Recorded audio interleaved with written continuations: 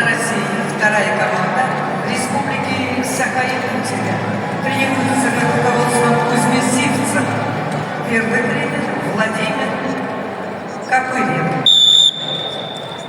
Саян — победитель международных турниров в Казахстане и Дагестане. Победитель первенства Республики Саха-Якутия.